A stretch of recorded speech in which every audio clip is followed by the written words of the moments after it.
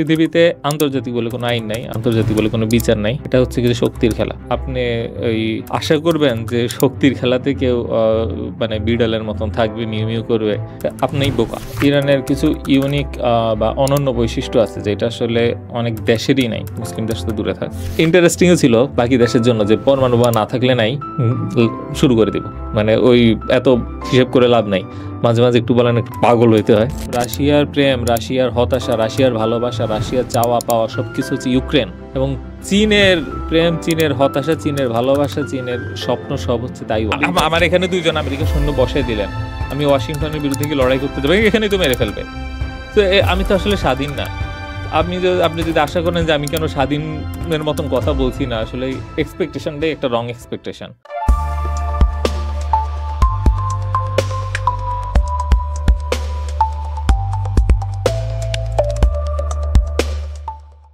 সুপ্রিয় দর্শক, ইরান রেডিওর নিয়মিত আয়োজন মুখোমুখি অনুষ্ঠানে আপনাদের সবাইকে স্বাগত জানাচ্ছি।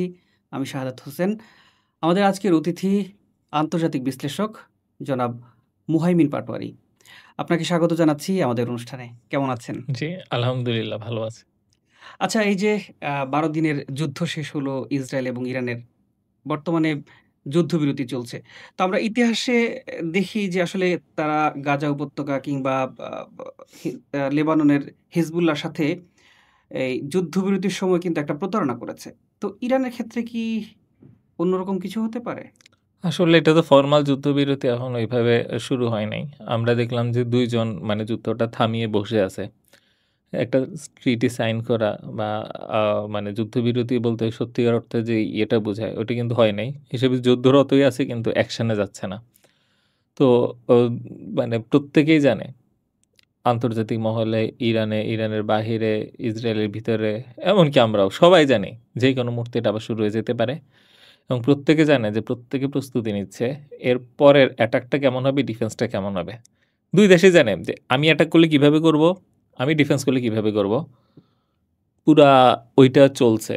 তো এটাকে আসলে যুদ্ধবিরতি হিসেবে আসলে স্বীকৃতি দেওয়াটাই কঠিন হয়ে যায়। কারণ ইতিহাসে আমরা দেখি যে গাজার সাথেও কিন্তু তারা যুদ্ধবিরতি লঙ্ঘন করেছে। তারা কিন্তু যুদ্ধ মানে যে বিরতি চুক্তি করার পরে লঙ্ঘন করেছে। এখানে তো চুক্তি হয় নাই।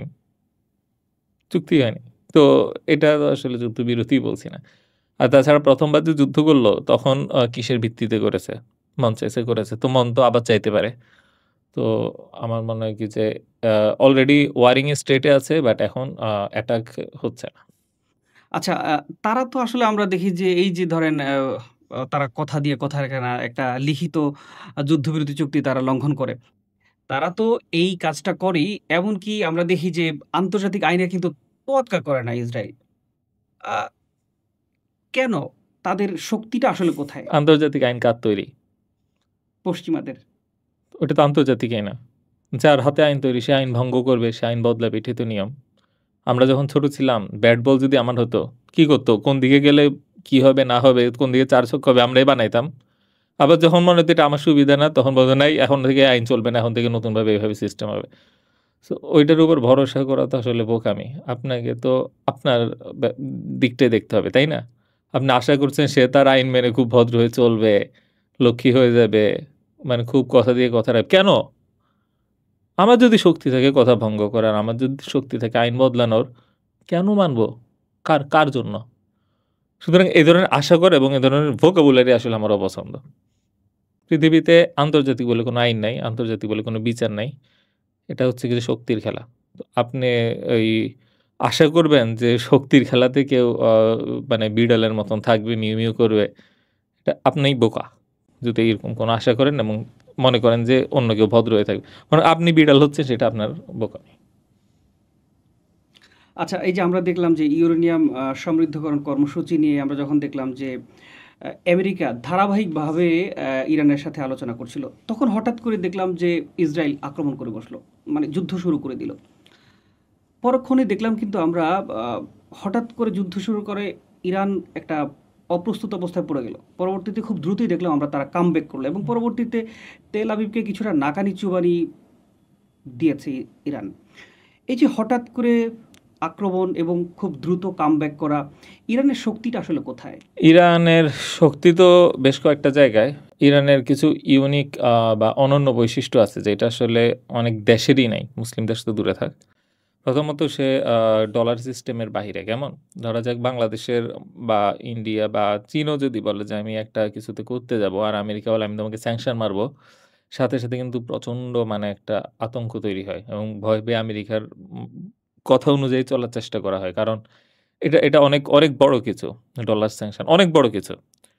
তো এটা ইরান অলরেডি খেয়ে গেছে। খেয়ে প্রায় ১০ বছর পার হয়ে গেছে।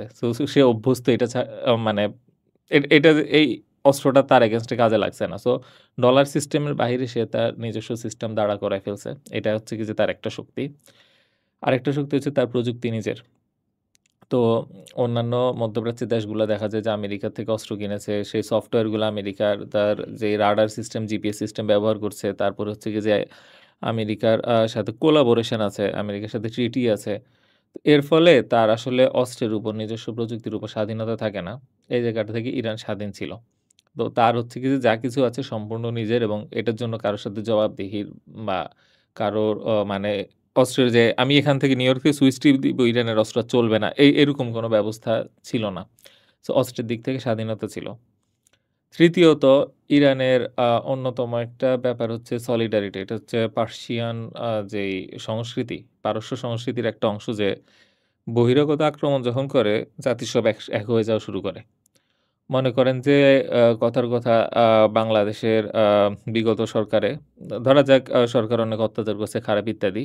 এমন সময় আমেরিকা বাংলাদেশে এসে বলল যে, "তোমাদের সরকার খারাপ, এই সরকারকে আমরা উৎখাত করব, তোমাদের দেশে গণতন্ত্র করব।" হতেই পারে যে বাংলাদেশের অনেক মানুষ রাস্তা ক্লিয়ার করে দিয়ে বলল, "আসো, আসো।" খুব খুশি হয়ে যাবে। কিন্তু আসলে ব্যাপার হচ্ছে কি আমার দেশে গণতন্ত্র আছে কি নাই, আমার দেশে কে ডিক্টেটর না এটা আমার বিজনেস। তুমি বাহির থেকে সেখানে ক্ষমতা দেখাতে পারবা না। কথার কথা আমার পরিবারে সমস্যা চলছে।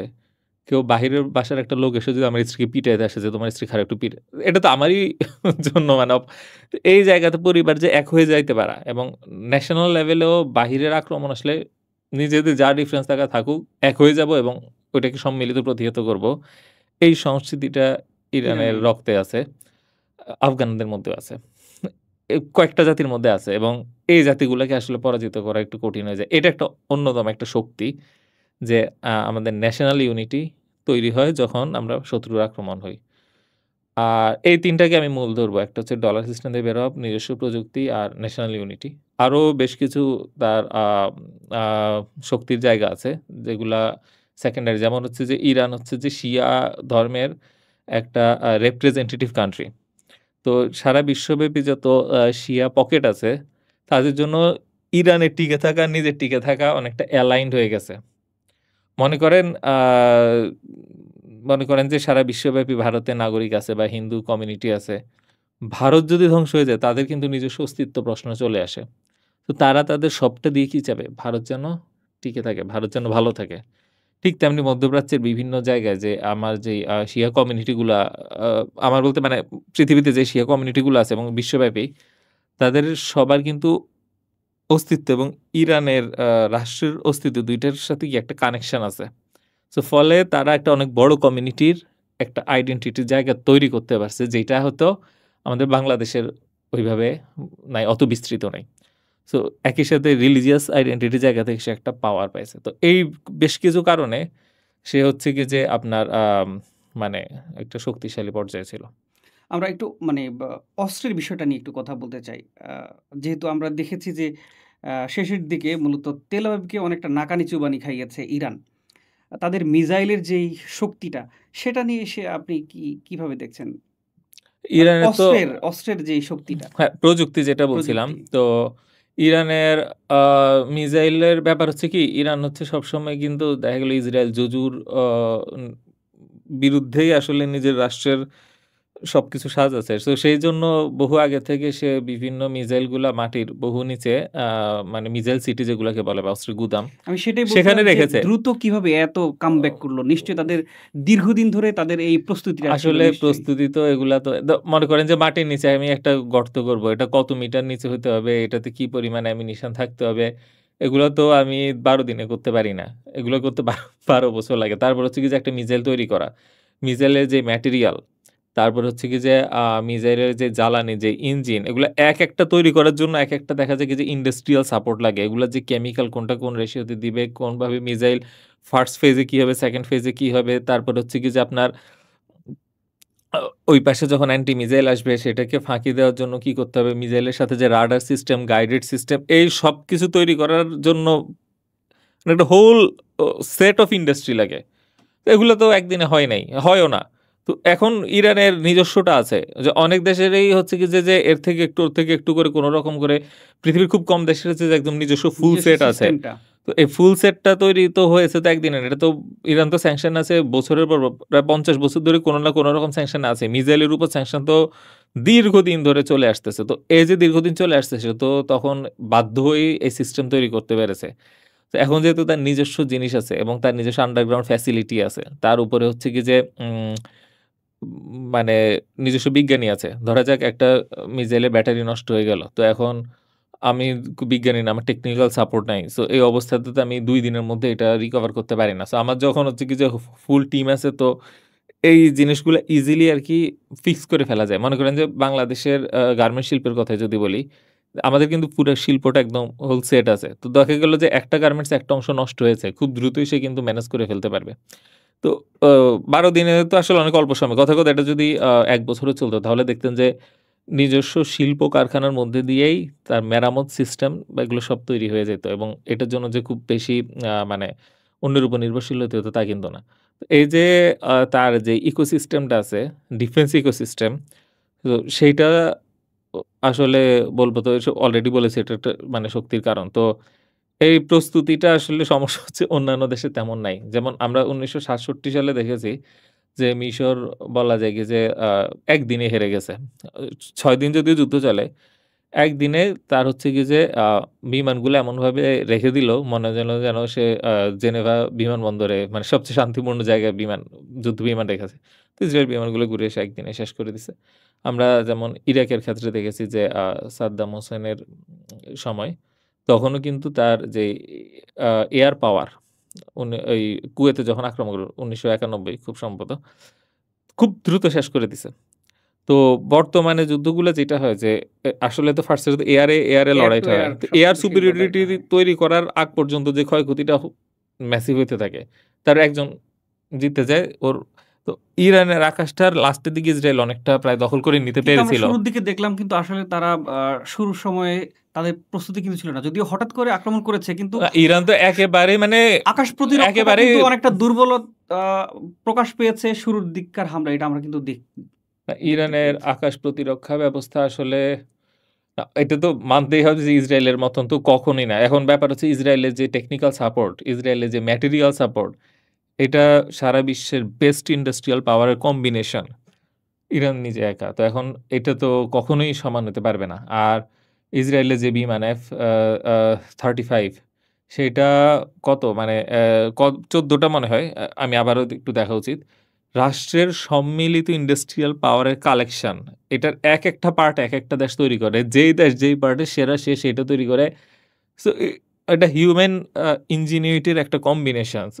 এটার সাথে তো আসলে ইরান জাস্ট একটা উদীয়মান একটা শিল্প এটা সম্ভব না।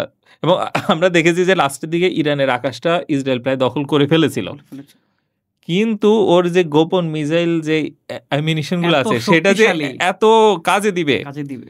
সেটা যে এত কাজে দিবে এবং শেষ এবং পর্যন্ত এত ভ্যারাইটি মিসাইল আছে যে এত হ্যাঁ, রকমের ফাঁকি দেওয়া যায়। তো এটা আসলে সারা দুনিয়ার জন্যই বেশ একটা চমক ছিল। চমক ছিল এক্সাক্টলি। আর সবচেয়ে বড় ব্যাপার হচ্ছে ইসরায়েলের যে একটা ব্লাফ ছিল যে তার আকাশ দুর্ভেদ্য সেই ব্লাফ নষ্ট হয়ে গেছে। সো এখন এবং আসলে আমরা দেখি যে হ্যাঁ, শেষ দিকে কিন্তু ধরেন আমেরিকা কিন্তু অনেকটা তড়িঘড়ি করে যুদ্ধবিরতির প্রস্তাবটা নিয়ে আসলো এবং তারা মোটামুটি কার্যকর করা করলো। সেক্ষেত্রে আমরা কিন্তু দেখেছি ইরান কিন্তু নিজে থেকে যুদ্ধবিরতির কথা বলেনি। তাই তো? কিন্তু হঠাৎ করে আপনি কি মনে করেন কেন আমেরিকা তড়িঘড়ি করে ১২ দিনের শেষের দিকে এসেই তারা যুদ্ধবিরতির বিষয়টা টেনে নিয়ে আসলো? এটা এটা কি তো তেল আসলে আবিবের যে ভিতরের প্রতিরক্ষা না, ব্যবস্থা না, না শেষ হয়ে ব্যাপার যাচ্ছিল হচ্ছে এই কারণে কি? আপনি কি কিছু তথ্য হচ্ছে আপনাকে দেওয়া হয়। কিছু তথ্য আপনার সামনে আছে। অনেক তথ্য আপনাকে কখনোই দেওয়া হবে না। ওইটা আমরা বাহির থেকে আপনি যেটা বললেন সেটা আমরা ধারণা করছি যে তেল আবিবের যেই প্রতিরক্ষা রকেটের যেই ব্যবস্থা, রকেট মানে মিসাইল ডিফেন্স আয়রন সিস্টেমের যে ডোম, রকেটগুলা, ওই আয়রন ডোম রকেটগুলা একদম শেষ হয়ে আসাতে সে রেশনিং শুরু করেছিল। যে কিছু এলাকায় মিসাইল আসতে গেলে সে চুপ করে বসতে। কারণ ওই পরিমাণ তার প্রতিরক্ষা না করতে গেলে দেখা গেল যে আরো ক্ষতি হয়। আর ইরানের হাতে কতগুলো মিসাইল আছে এটাও কিন্তু আসলে আমরা তারা জানি না। প্রেডিক্ট করতে তো পারেনি। এখন হতে পারে যে আমেরিকা নিজে বা ইসরায়েল নিজে চিন্তা করছিল হয়তো তার কাছে আর অনেক আছে, আমি পারব না। এটা একটা। আবার হতে পারে ইরানও এমন একটা ভান দেখাইছে যে অনেকগুলো আছে। আসলে তো তারও নাই। বললাম আরকি। এটাই তো হচ্ছে কি যে যুদ্ধের খেলা। যে আপনাকে রণকৌশল। এমনভাবে দেখতে হবে যেন আপনি শেষ আপনি কোনো ইনফিনিট পাওয়ার আছে। তো সে ভয়েই এখন এটা আ আসলে বাহির থেকে বলা তো মুশকিল। তো যেহেতু ইসরায়েল বা আমেরিকার ইন্টেলিজেন্স নেটওয়ার্ক বেশি স্ট্রং, আমরা ধারণা করতে পারি ইসরায়েলের যে আ মানে অ্যান্টি ডিফেন্স আ ballistic missile anti defence system ছিল। সরি অ্যান্টি ব্যালিস্টিক মিসাইল তো সিস্টেম। ডেভিড স্লিং ছিল, হ্যাঁ, তারপরে হ্যাঁ। আয়রন ডোম তো ছিল। তার তুলনায় হয়তো ইরানের ইয়েটা আরো বেশি ছিল। সেজন্য এত তাড়াহুড়া করেছে। কারণ ওই আর শেষের দিকে কিন্তু আরো শেষের দিকে আসলে তেল আবিবের বেশ ক্ষয়ক্ষতি কিন্তু হচ্ছিল। হ্যাঁ, ক্ষয়ক্ষতি ইরানেরও ক্ষয়ক্ষতি হচ্ছিল। কিন্তু ইরান এত বড় রাষ্ট্র, এত বেশি মানুষ মানে ইটস টু বিগ ধরেন আ আপনারা হচ্ছেন ৫০ জন, আমরা হচ্ছি ৫ জন। ৫ জন। তো এখন আমার একজন মরে গেলে আমার যে ভয় আপনার মানে আর আছি মাত্র ৪ জন। এখন আপনার ৫ জন মেরে ফেললে আছে আরো ৪৫ জন। তো তার মানে হচ্ছে কি যে গেমে আমি পিছিয়ে তেল আবিব তো ছোট একটা ইসরায়েল তো ছোট একটা জায়গা। খুবই ইরান তো ছোট। বিশাল। তো এত বড় দেশ তো আসলে এটা তো গাজা না। যে মন চাইলেও ইচ্ছা মতন বোম্বিং গুলো ধ্বংস। তো এইভাবে আসলে এই মানে তবে একটা বিষয় হয়তো মেনশন করা উচিত যে এখানে একটা গেম চেঞ্জার ট্রাম্প কার্ড ছিল যেটা বর্তমান বিশ্বে অনেকে ফেলে না, ফেলবে না। সেটা ইরান অ্যাডভান্টেজ এ কাজে দিছে সেটা হচ্ছে পরমাণু বোমা। সো এই একটা জায়গায় ইরান একদম পরাজিত। যদি কথার কথা সে পরমাণু বোমা মারতো তাহলে আসলে ইরানের ম্যাসিভ ক্ষয়ক্ষতি হতো। কিন্তু ইরানকে পরমাণু বোমা আসলে না বানানো ছাড়া এখন আসলে এই গেমে আমরা ইকুয়াল ইরানের ফুটিং এ থাকার কোনো আমার মতে ভবিষ্যতে কোনো সুযোগ নেই। আচ্ছা, এই যে পরমাণু সমৃদ্ধকরণ কর্মসূচি নিয়ে দীর্ঘদিন আমরা দেখেছি যে ইসরায়েল বলে আসছে, এমনকি আমেরিকা ধারাবাহিকভাবে তাদের সাথে বৈঠক করেছে। বা এই যে যুদ্ধটা হলো, আপনি আসলে কি মনে করেন যে এরই মধ্যে আসলে ইরান পুরোপুরি সক্ষম হয়েছে বা কিংবা বানিয়ে ফেলেছে পারমাণবিক অস্ত্র? আপনি কি মনে করেন? আসলে ধারণার ভিত্তিতে এগুলা বলা তো মুশকিল। ইরান যদি পরমাণু বোমা বানাতো, তো সেক্ষেত্রে একটা আমাদের যে ভূমিকম্প হয়, সেই ভূমিকম্পটা আমরা লক্ষ্য করতাম। কয়েকটা ভূমিকম্প হয়েছে। কিন্তু ভূমিকম্প হলে ওই ভূমিকম্পের আ বিশ্লেষণ করে পশ্চিমারা আগেই বলে দিতে পারত যে মানে না এই ভূমিকম্পটা ন্যাচারাল না, এটা পরমাণু সৃষ্ট। যেমন নর্থ কোরিয়া যখন করেছে বলেছিল না একটা অস্বাভাবিক ভূমিকম্প দেখলাম। তো সো ফার ওই ধরনের কোনো রিপোর্ট পাই নাই। আ খুব সম্ভবত পরমাণু বোমা এখনো তৈরি করে নাই। আর পরমাণু বোমা ১ম বিস্ফোরণ করা আর সেটা মিসাইল দিয়ে ওই দেশে পাঠানো ২ টা কিন্তু আলাদা ব্যাপার। পরমাণু বিস্ফোরণ করতে পারা মানে হচ্ছে ওকে আমি ফার্স্ট এটা মানে এই টেকনোলজিক্যাল অ্যাচিভমেন্টটা ফার্স্ট স্টেপটা নিয়েছি। দেন এটাকে ছোট করে মিসাইলের মাথার মধ্যে ঢুকায় তারপরে ঐরকম ওয়ারহেড ক্যারি করার মতো হোল সিস্টেম দাঁড়া করাইতে আরো কিছু সময় লাগে। তো ও আপনি তো আর বিমানে নিয়ে উপদেশ থেকে হিরোশিমা নাগাসাকি ওই সিস্টেম তো এখন ওইভাবে হয় না। কারণ তো আকাশ প্রতিরক্ষা ব্যবস্থা হ্যাঁ, সবারই হ্যাঁ, অনেক কঠিন। হ্যাঁ, আর তাছাড়া বিমান ইরানের ওই পর্যায়ে এখনো পৌঁছায়নি এবং পৌঁছানোর কথা না। এটা খুবই সফিস্টিকেটেড টেকনোলজি যদিও। তো আমার মনে হয় ইরানের আরো কিছু রাস্তা বাকি। তবে একটা জিনিস যে সে যে এত সাহস করে এই পর্যায় পর্যন্ত পরমাণু বোমা ছাড়া এসেছে, এটা আসলে বিস্ময়কর ছিল এবং মানে ইন্টারেস্টিং ও ছিল বাকি দেশের জন্য যে পরমাণু বোমা না থাকলে নাই। হুম, শুরু করে দিব। মানে ওই এত হিসেব করে লাভ নাই। মাঝে একটু বলেন একটু পাগল হইতে হয়। তো ঐরকম আরকি। আমরা সেটাই আসলে দেখেছি। হ্যাঁ, আমরা যুদ্ধের বিষয়ে আলোচনা করব কিছুক্ষণ পরে। তার আগে আমরা একটু আ ইতিহাস জানতে চাই আপনার কাছে। মূলত আমরা সবাই জানি যে আসলে ফিলিস্তিন ভূখণ্ড দখল করে কিন্তু একটা সময় এই ইসরায়েল রাষ্ট্রের প্রতিষ্ঠা তারা অবৈধভাবে দখল করে সেখানে রাষ্ট্র গড়ে উঠেছে। অনেকেই জানার আগ্রহ আসলে এই ইসরায়েল রাষ্ট্রটা আসলে কিভাবে প্রতিষ্ঠা হয়েছিল? সেটা একটু আমরা জানতে চাই। এটা তো লম্বা ইতিহাস। শত বছরের রক্তের স্রোতের বন্যার এবং অশ্রুর স্রোতের মধ্যে দিয়ে তিলে এই দখলদারিত্বটা। সেজন্য আসলে ইসরায়েলের ব্যাপারে কেউ বলে না ইসরায়েল আ জয় করেছে ফিলিস্তিন। জয় শব্দটা ইসরায়েলের সাথে আসে না। কারণ হ্যাঁ, পৃথিবীতে তো বহুরাষ্ট্রকে জয় করছে, দখল করছে ইত্যাদি। কিন্তু ওই ইতিহাস আর ইসরায়েলের ইতিহাসটা একটু ভিন্ন। কারণ এখানে আসলে মানুষের সিভিলিয়ানদের ভূমি লুট করা হয়েছে। মনে করেন যে একটা রাজা আসলো একটা দেশের রাজাকে বা সৈন্যকে পরাজিত করলো। তারপর সেই দেশ জয় করলো। তার মানে এই না যে সিভিলিয়ানের জমি রাজা নিজের নামে লিখে ফেলবে। বুঝা গেল তফাৎটা? ইসরায়েল যেটা করেছে যে ব্যক্তি মানুষের সম্পত্তি সে নিজে আ উম মানে দখল করে নিয়েছে। যেটা হচ্ছে কি যে মূল ব্যাপার এবং এইটা তিলে, তিলে করেছে। তো ইসরায়েল অবশ্যই খারাপ কাজ করছে। এটা সারা বিশ্ব প্রায় স্বীকার করবে। আমরাও খারাপ কাজ করছি। আমরা যা করা দরকার ছিল তা করিনি। বরং বর্তমানে ইসরায়েলের সাথে সমঝোতার মধ্য দিয়ে ফিলিস্তিনের জনগণকে বিক্রি করে দেওয়া হচ্ছে। তো মানে শুধু যে যুদ্ধে আমরা আ পরাজিত এবং যুদ্ধে আমরা অবহেলা করেছি তা না। তার পাশাপাশি শান্তিপূর্ণ চুক্তির মধ্যে দিয়ে ইসরায়েলের এই দখলদারিত্ব এবং উম অন্যায়কে আমরা মানে অনেক মুসলিম দেশ স্বীকৃতি দিয়ে দিচ্ছে। এটা আরো দুঃখজনক। মানে চাই ইসরায়েলের পুরো ইতিহাসটা হয়তো ইচ্ছা করে বললাম না। কারণ এটা তো আসলে বহু ধাপে, বহু ধাপে, ধাপে। ধাপে, ধাপে, ধাপে, ধাপে এই পর্যায়ে এসেছে এবং এখনো চলছে ওই ধাপগুলা।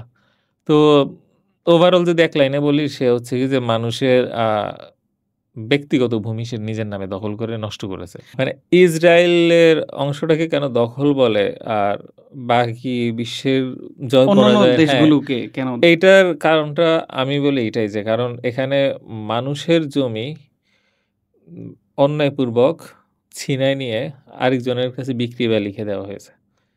সো এইটা আসলে রাজার কাজ না। রাজার সাথে রাজার লড়াই হবে, শাসন বদলাবে কিন্তু এমন না যে আমার ঘরবাড়ি, আমার উম ব্যক্তিগত সম্পত্তি কেউ তুলে নিয়ে আরেকজনের নামে দিয়ে দিবে। ঠিক এই কাজটা করেছে ইসরায়েল। আমরা আবারও ফিরি যুদ্ধের বিষয়টা নিয়ে। আমরা দেখেছি এই ১২ দিনের যুদ্ধের মধ্যে ইরানের যে মিত্র শক্তিগুলো ছিল, চীন কিংবা রাশিয়া, তারা কিন্তু সরাসরি কোনো পদক্ষেপ নেয়নি। এই বিষয়টা আসলে আপনি কিভাবে দেখছেন? না, চীন আর রাশিয়া আসলে পদক্ষেপ নিবেও না। তো এটা আমি ১ম এ বলেছি ওরা আসবে না। কারণ একটা কিন্তু জিনিস কেন? কি বিশ্লেষণটা কি কারণ বলে? কারণ রাশিয়া ইউক্রেন নিয়ে ব্যস্ত আছে এটা বুঝতে হবে। রাশিয়ার আ রাশিয়ার প্রেম, রাশিয়ার হতাশা, রাশিয়ার ভালোবাসা, রাশিয়ার চাওয়া পাওয়া সবকিছু হচ্ছে ইউক্রেন। এবং চীনের প্রেম, চীনের হতাশা, চীনের ভালোবাসা, চীনের স্বপ্ন সব হচ্ছে তাইওয়ান। তো এখন তারা তো তাদের জায়গাতেই ব্যস্ত। এটা তারা এই জায়গাটা থেকে ছেড়ে এসে নতুন আরেকটা জায়গায় কখনোই ফুলি এনগেজড হবে না। তারা তাদের জায়গা থেকে যতটুকু মানে করার অতটুকু মানে তাদের যতটুকু মনে করেছে যে তাদের করা দায়িত্ব অতটুকু করেছে। কিন্তু এখানে সম্পর্কটা এমন না যে ব্লাডের সাথে ব্লাডের সম্পর্ক। মনে করেন যে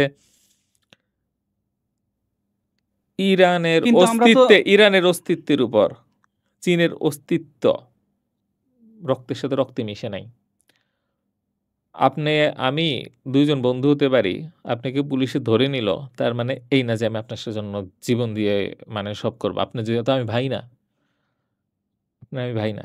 এইটা পাড়ার বন্ধুত্ব না যে ওই পাড়ার এসে একে মারলো, একে ধরলো। এমনি হয় না এগুলা।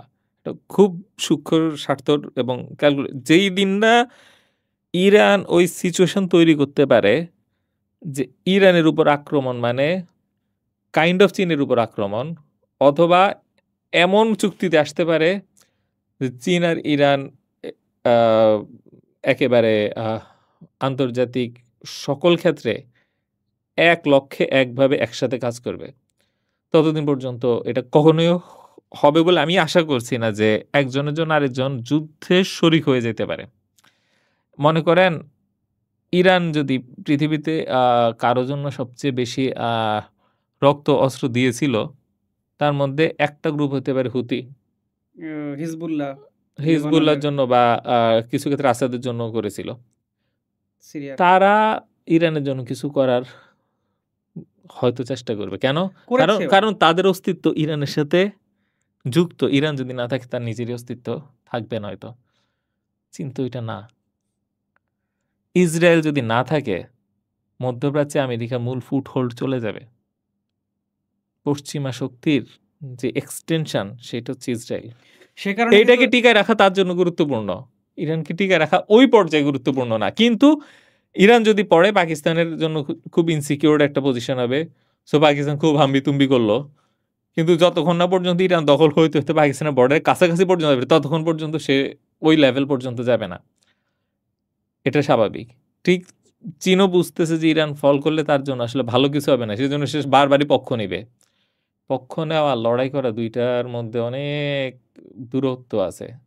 তো ইরানের সাথে চীনের সম্পর্ক ভালো মানে এই না যে আপনার সাথে আমার সম্পর্ক ভালো, কেউ তো খারাপ বলে নাই। তার মানে কি এই যে আপনি মাইর খাইলে আমি আমার রক্ত দিয়ে আপনাকে লড়াই করে বাঁচাবো? হয়তো না। হ্যাঁ, হইতে পারে যে আমি আল্লাহর কাছে প্রতিদান চাই সেজন্য আগাইতে পারি। কিন্তু এই আন্তর্জাতিক সম্পর্কগুলো কিন্তু আল্লাহর প্রতিদান ওইভাবে এখানে তার উপরে রাষ্ট্রগুলো মুসলিমও না। সো এখানে স্বার্থ যতদিন না পর্যন্ত এক হচ্ছে ততদিন পর্যন্ত এই যুদ্ধে একজন আরেকজনকে সাহায্য এইভাবে করার কোনো যুক্তি আমি দেখি না।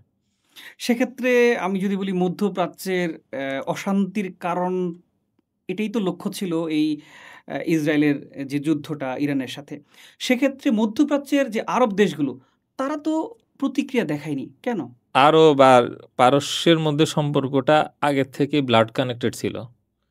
দেখেন আগের থেকে একজন আরেকজনকে পছন্দ করছিল না এরকম একটা লাইন আগে থেকে ক্রিয়েট করে। যদি আমি মনে করি যে উভয় যদি বলে যে আমরা মুসলিম, আমরা পারস্য আরবের উপরে আরেকটা কিছু, শিয়া সুন্নির উপর আরেকটা কিছু, ওই পরিচয় নিয়ে আমরা সবাই এক। আমরা এক হয়ে গেছি। ওই জায়গাটা কিন্তু এখন আমরা পৌঁছাই নাই যে একজন আরেকজনের জন্য না। মনে করেন যে কাতার আর সৌদি এই ২ জন বলতে পারে যে হ্যাঁ, তুমিও আরব, আমিও আরব। তুমিও সুন্নি, আমিও সুন্নি। তোমার আর আমার মধ্যে আসলে এরকম পার্থক্যের কোনো জায়গা না। আমরা এক। তোমার উপর যদি অ্যাটাক আসে তার মানে আমার উপর অ্যাটাক আসতেই পারে। যেভাবে ফিল করতে পারে, ইরানের সাথে ওই সম্পর্কটা এখনো মধ্যপ্রাচ্যে নাই। যে ইরানের উপর আক্রমণ আসলে অন্যান্যরা ওই ফিলটা করবে। বরং অনেকে খুশি হয়ে যায়। এটা বাস্তবতা। আপনাকে মানতে হবে। এখন ইরানের জন্য ডিপ্লোম্যাটিক বা স্ট্র্যাটেজিক একটা গোল হইতে পারে, আমি এই লাইনটা দূর করে আমাকে তাদের এমন একটা আইডেন্টিটি জায়গায় নিয়ে নিব যেন আমার উপর আক্রমণ আসলে তারা মনে করে আমার ভাইয়ের উপর আক্রমণ এসেছে।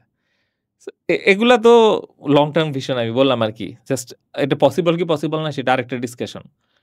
বাট আমি থিওরিটিক্যালি বলছি যে এরকম যদি কখনো করতে পারে তাহলে দেখবেন ইরানের উপর যেদিন আক্রমণ আসবে বাকিরা বলবে, "এই তার মানে পরের দিন আমাকে মারবা।"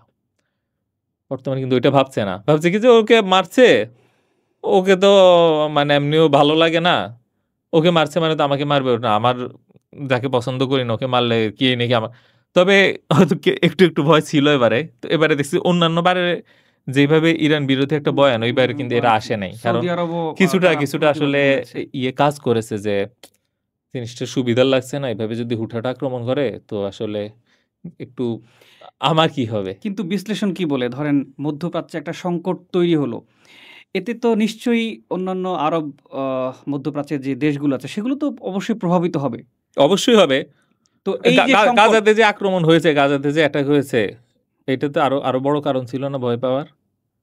তাতে কিন্তু তারা অ্যাক্টিভেট হয়নি। ব্যাপার হচ্ছে প্রত্যেকটা দেশে আমেরিকার মিলিটারি বেস আছে এগুলো বুঝতে হবে। ধরেন আমার এখানে ২ জন মধ্যপ্রাচ্যে অনেকগুলো দেশ আমার আছে। এখানে ২ জন আমেরিকার সৈন্য বসায় দিলেন।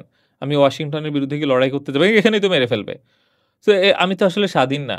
তো আপনি যদি আশা করেন যে আমি কেন স্বাধীনের মতন কথা বলছি না, আসলে এক্সপেকটেশনটাই একটা রং এক্সপেকটেশন।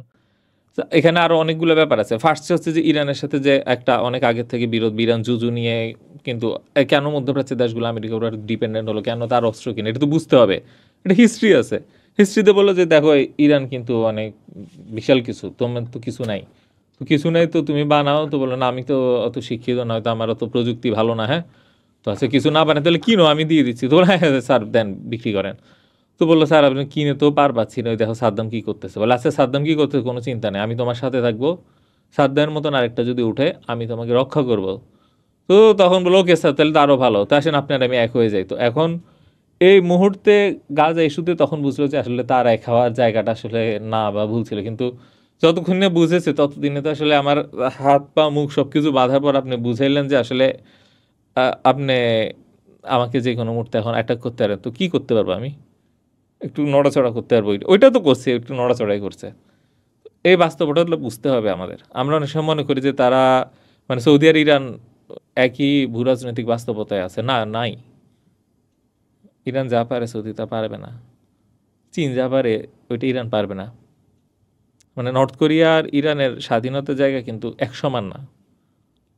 নর্থ কোরিয়া যেমন পৃথিবীর কিছুর সাথেই নেই, তার আশেপাশে তার ওইভাবে শত্রুও নেই বলতে গেলে। সাউথ কোরিয়া আছে একটু হয়তো, কিন্তু বা আমেরিকার বেসও আছে, হোয়াট এভার, কিন্তু সেই তুলনায় ইরানের 4-5টা চিন্তা করেন প্রায় সবগুলো দেশেই কিন্তু বেস আছে, এবং আমেরিকার এবং বেজ ওখানে আছে। একটা রিলিজিয়াস কনফ্লিক্ট আছে, তার উপর ইসরায়েল আছে, মানে অনেক অনেক ইস্যু আছে। তো সেই জন্য আর কি আরব দেশের থেকে যদি আমরা এমন কিছু আশা করি যেটা আসলে সে সক্ষম না, অলরেডি হারায় ফেলছে যেই সক্ষমতা, তার যে অস্ত্রগুলো সেগুলো আমেরিকার অস্ত্র, সেগুলো দিয়ে সে ইসরায়েলের এগেনস্টে কিছু করতে পারবে এই সম্ভাবনা আমি কোনোভাবেই দেখি না।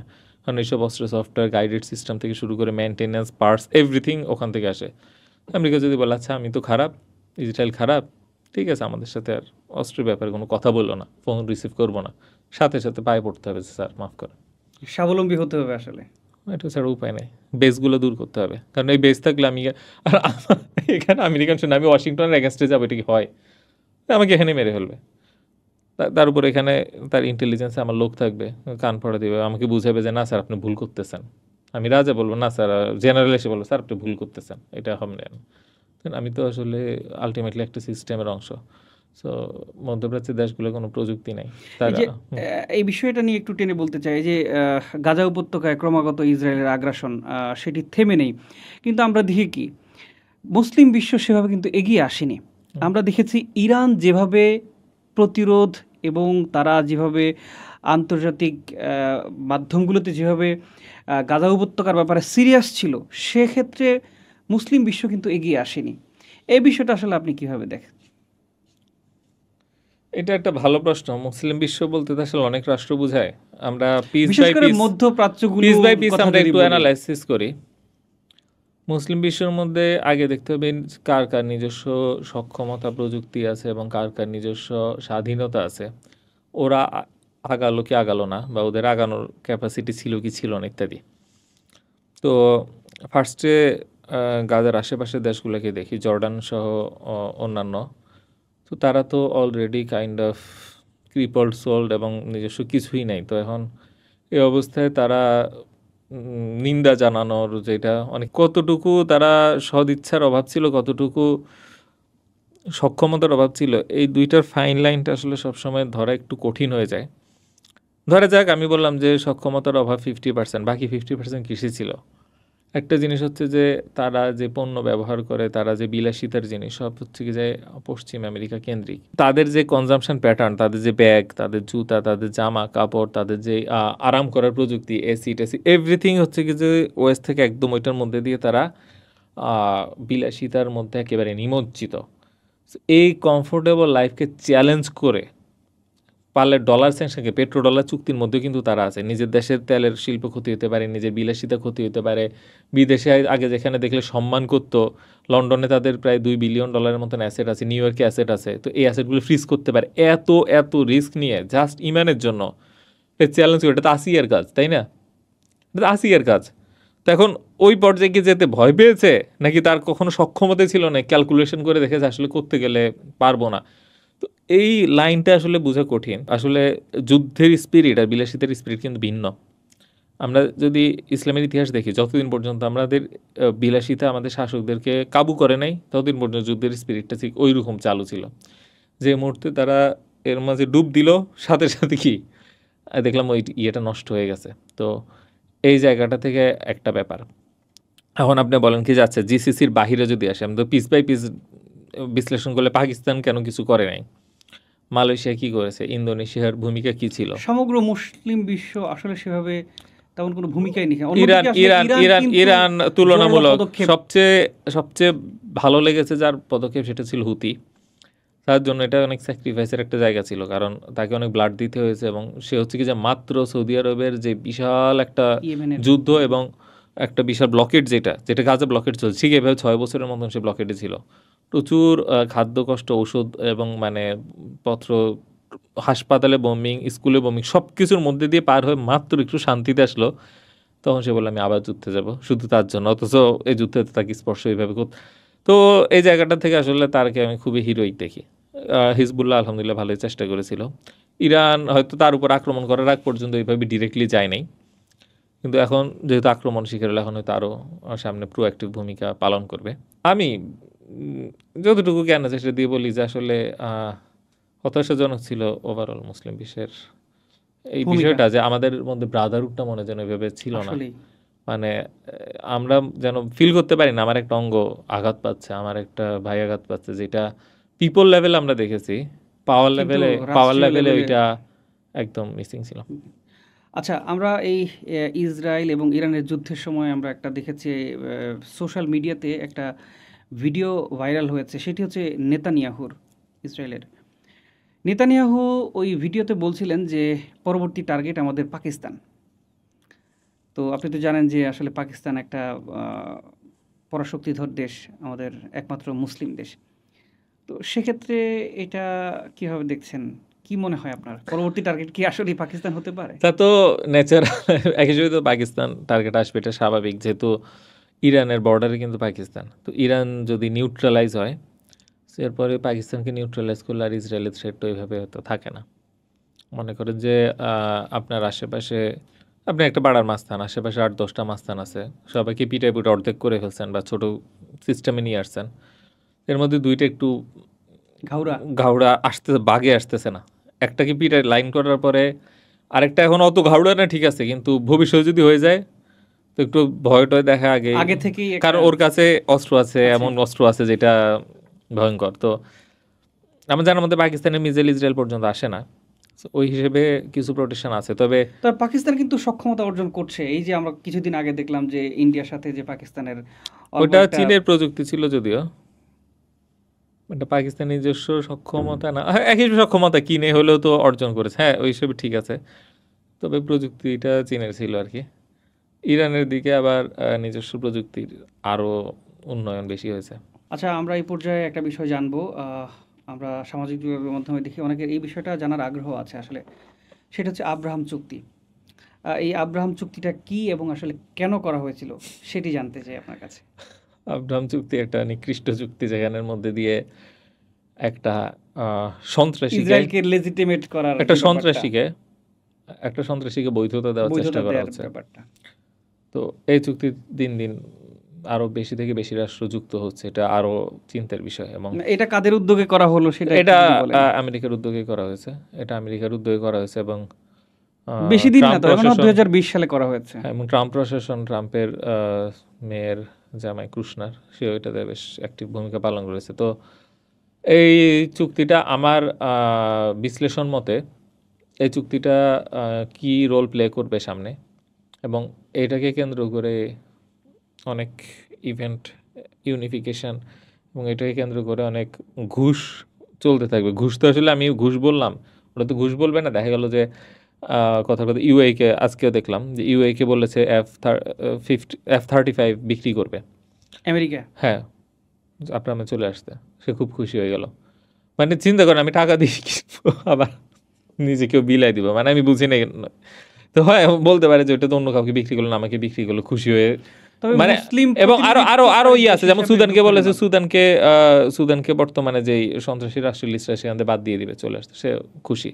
মরক্কোকে আবার বলেছে ওয়েস্টার্ন সাহারার উপরে তার যে ইয়ে আছে ওইটা অনুমতি দিবে, সেও খুশি। তো এইভাবে এক একজনকে এক একটা টোপ, যেগুলো টোপ ঘুষ দিয়ে। আমি বলবো, তো দিয়ে আর কি রাজি করাচ্ছে। তো এবং যা দেখছি খুব সহজে বেশ মনে হচ্ছে আরও রাজি করে ফেলবে। বর্তমানে দুঃখজনক হচ্ছে যে সিরিয়াকেও চাচ্ছে, যে কারণ সিরিয়াতেও ইসরায়েল একদম কাছে এবং একটা বড় থ্রেট। তো ওকে চুক্তির আন্ডারে নিয়ে আসতে পারলে যে কোনো কিছু, যে বললো যে ডলার স্যাংশন তুলে দিচ্ছে অলরেডি ডলার স্যাংশন, তারপরে বললো যে আরও ওই ফ্রিজ করা অ্যাসেট ওগুলো ছেড়ে দিব, এই করবো সেই করবো, এর অনেক কিছু দিয়ে উন্নয়নের প্রতিশ্রুতি দিয়ে আসতে দেখা গেলো যে সিস্টেম করে ফেললো। তো আসলে এই জিনিসটা একটু বেশ চিন্তারই মানে বিষয়। আব্রাহাম মানে চুক্তিটা যারা যারা গাজা বা ফিলিস্তিনের স্বাধীনতা যাদের জন্য, এটা সত্যি আমার মনে হয় দুঃখজনক। ভবিষ্যতেও চিন্তার বিষয় থাকবে। হুম, আব্রাহাম চুক্তিতে যেইভাবে আসলে বাস্তবায়ন হচ্ছে। হচ্ছে, এটা বেশ দ্রুতই লাগছে আমার কাছে। মানে এই চুক্তিটার আসলে স্পিরিটটা যদি আমি বলি এক কথায়, যে আহ, ইসরায়েল রাষ্ট্রটাকে সারা পৃথিবীতে যেরকমভাবে ঘৃণার চোখে দেখে, সেই ক্ষেত্রে ধরেন মুসলিম বিশ্বকে এমনভাবে টোপ ফেলে তাদেরকে লেজিটিমেট দেয়, তাদেরকে এখন বৈধতা তারাই যদি দেওয়াটাই বৈধ থাকে তাহলে তার ঘৃণার চোখে দেখার কেউ নাই। কেউ কথার নেই। কথা, আহ, দ্বিতীয় বিশ্বযুদ্ধে চীনের উপর জাপানিরা ভয়াবহ নির্যাতন করেছে, ভয়াবহ, এটা ভাষায় প্রকাশ সহজ। এখন চীনই যদি বলে না জাপান আমার বন্ধু, তো কিছু বাকিদের করেন তো আর কিছু কিছু বলেন। এখন সবচেয়ে বেশি ইসরায়েলের হামলা শিকার হয়েছে এই আরবরা, মুসলিম সুন্নি আরবরা। সেই রাষ্ট্রগুলো যদি বৈধতা দিতে, তার মানে আর আপনার কি বলার থাকে তখন? ইরানেরও তখন বেশি কিছু বলা থাকবে না, ইরানকে বলবি তুমি কে। আচ্ছা, আমরা এবার একটা মজার বিষয় নিয়ে আলোচনা করব, সেটি হচ্ছে বিনিয়ামিন নেতানিয়াহু। তাকে তো আসলে আমরা জানি যে সে একজন যুদ্ধাপরাধী এবং মানবতা বিরোধী অপরাধী। সে অন্যায়ভাবে গাজা উপত্যকায় ক্রমাগত যে আক্রমণ চালিয়ে যাচ্ছে। যদিও আন্তর্জাতিক যুদ্ধাপরাধ আদালতও কিন্তু তাকে যুদ্ধাপরাধী হিসেবে তার বিরুদ্ধে একটা গ্রেপ্তারি পরোয়ানা আছে। এই অবস্থায় সে যুক্তরাষ্ট্রে গিয়ে সে ডোনাল্ড ট্রাম্পকে তার নোবেলের জন্য একটা সুপারিশ চেয়েছে। বিষয়টা কি হাস্যকর না? না, আমার কাছে স্বাভাবিকই লাগছে, কারণ একটু আগে বলেছে আইন কাদের তৈরি, আন্তর্জাতিক আইন কাদের তৈরি, আন্তর্জাতিক কোর্ট কাদের তৈরি, আন্তর্জাতিক সিস্টেম, এগুলো তো আপনি আমি মিলে তৈরি করি নাই। যে তৈরি করেছে সে যা ইচ্ছা তা করবে, এটা হাস্যকর না, এটাই স্বাভাবিক। বরং এটা আমাদের জন্য হাস্যকর যে আমরা খুব আশা করছি এটা মানা হবে এবং এটার উপর হতে পারে, ভরসা করতে পারি। কিছুই নেই, এগুলো একটা মানে এটা ব্লাফ। হওয়াটাই স্বাভাবিক। হ্যাঁ, এখন ব্লাফ, একজন ব্লাফ দিচ্ছে, আমি ব্লাফ বিশ্বাস করছি না, অনেকবার প্রমাণিত হয়েছে এটা ব্লাফ। স্যার আমি বলি না এটা সত্যি হইতে হবে, কেন এটা করলো? এটা তো আসলে এটাই হাস্যকর, আমি হাস্যকর যদি আমি বলি এটার উপর কোনো আশা রাখি। তবে শেষ পর্যন্ত কি আমরা কি তাইলে বলি যে সে নোবেল পেতে পারে? সে নোবেল যদি পায় তাতেও কিছু আসে যায় না, সে যদি নোবেল না পায় তাতেও কিচ্ছু আসে যায় না। আপনার আমার ভাগ্য এটা দিয়ে নির্ধারিত হবে না, আপনার আমার ভাগ্য নির্ধারিত হবে আমাদের স্ট্র্যাটেজি, আমাদের শক্তি, আমাদের লড়াই, আমাদের শ্রমে। ওদিকে মনোযোগ দেওয়া উচিত। আপনি যেটা বললেন যে আসলে নিজেদের ভাগ্য নিজেদের করতে হবে। তো সেক্ষেত্রে আসলে যে মুসলিম বিশ্ব নিয়ে আমরা কথা বলেছি, আমাদের আসলে এখন কি করা উচিত? আসলে মুসলিম বিশ্ব তো আসলে একটা রোগে আক্রান্ত, সেটা হচ্ছে শান্তি। আমাদের আহ, যে রোগটা পেয়ে বসেছে সেটা হচ্ছে কি যে আমরা ইসলামের আদর্শ থেকে সরে গিয়ে বুদ্ধের আদর্শে দীক্ষিত হয়ে যাচ্ছি। দেখেন, ইরান যখন যুদ্ধ করে নাই, ইরানের ভিতরে গুপ্তচর এমনভাবে প্রবেশ করেছে যে গুপ্তচরের কারণে সবচেয়ে বড় ক্ষতি হয়েছে। ক্ষতিটা হয়েছে আজকে ইরানের। ইরান এটা কিন্তু কোনো অস্ত্র না, নিজের দেশের জনগণেই। আবার যেই মুহূর্তে যুদ্ধ লাগলো, সমস্ত জাতি একত্রিত হয়ে ন্যাশনাল ইউনিটি ক্রিয়েট করে গুপ্তচর থেকে ঠিকই কিন্তু শেষ করে ফেলেছে। যুদ্ধটা যদি না হতো ময়লা কীভাবে পরিষ্কার হতো, যুদ্ধটা যদি না হতো তাদের প্রযুক্তিগুলা কিভাবে ডেভেলপড হতো, এবং বর্তমানে দেখা গেল যে ইরানের সবচেয়ে মেধাবী লোক, পুরা ইরান খুঁজে বের করে আনা হবে কিসের জন্য, তাই কিসে খাটানো হবে যে আমার এয়ার ডিফেন্স আর মিসাইল টেকনোলজির পিছিয়ে তুমি সময় দাও, সবচেয়ে যোগ্য লোক, সবচেয়ে বেশি টাকা, সব কিছু এখানে চলে আসবে। এখন এই যে ছাঁকনি দিয়ে একটা দেশের সবচেয়ে মেধাবীদের এখানে কাজে লাগাই দিলাম, এটা তো যুদ্ধ ছাড়া হয় না। আমার যে ফ্রন্ট লাইনে যেখানে সবচেয়ে বেশি দরকার সেখানে না গিয়ে যদি আমার দেশের লোকজনের স্বপ্ন থাকে যে একটা ব্যাংকে চাকরি করব, কিংবা আমি আমেরিকায় যাব ডলার কামাবো, কিংবা মধ্যপ্রাচ্যে যে শ্রম দিব, এর মধ্যে দিয়ে গিয়ে আমাদের দেশের জাতির জন্য আসলে কিছু বেনিফিট আনতে পারে না আমার দেশের সূর্য সন্তানরা।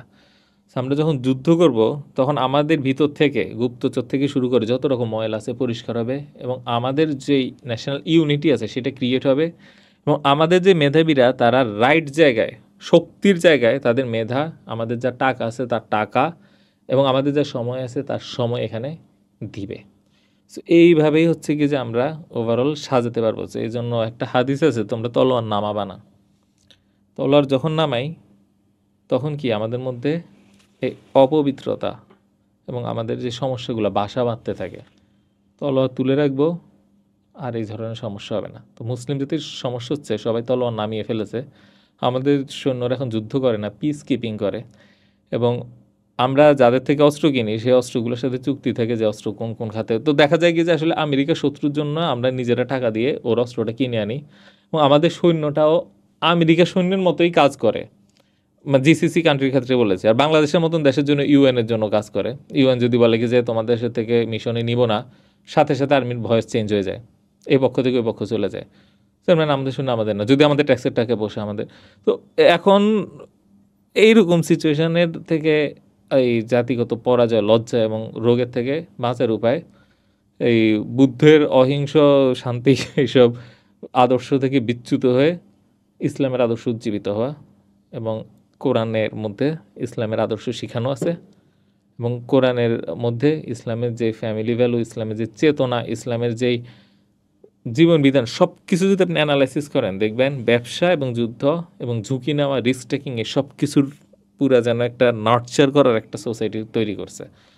সো আমি যখন ওই ভিশনটা দেখি না, মিশনটা দেখি না, তখন আমি উদ্দেশ্যহীন থাকি। একবার দুর্নীতিতে জড়াই, একবার বিদেশে যাব, একবার মানে দেশদ্রোহী কাজ করবো। তো এই লক্ষ্যহীন অবস্থা, তো মুসলিম বিশ্বের সবগুলো দেশে এই লক্ষ্যহীন একটা অবস্থা তৈরি হচ্ছে।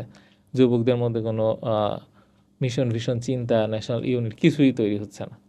তো আমাদের আসলে গাজ একটা সিচুয়েশন তৈরি করে দিছে যেন সারা বিশ্বের মুসলিম বুঝতে পারে তারা কতটা নির্যাতিত, এবং সারা বিশ্বের মুসলিমরা একটা কমন কজ পাইছে যেটার জন্য তারা একত্রিত হতে পারে। তো এই সুযোগটা আল্লাহ আমাদেরকে দিছে, আমার ভাই বোনদের রক্তের বিনিময়ে।